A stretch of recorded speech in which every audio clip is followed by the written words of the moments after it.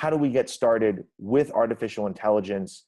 And the answer is what you need really are three things, at least initially. What you need first are KPI outcomes. I mentioned before, target, that's the outcome that we're trying to predict. Those KPI outcomes are the measures that we want to optimize. That's what we care about at the end of the day, what we're trying to improve. There's customer data. Those are what we call features.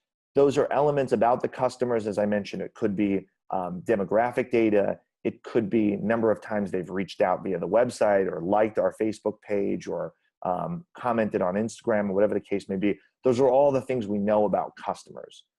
And then here's the key, and probably the trickiest part of all, is we need to be able to match up customer data with KPI outcomes on a one-to-one basis in order to identify the ways in which those customer data predict those KPI outcomes.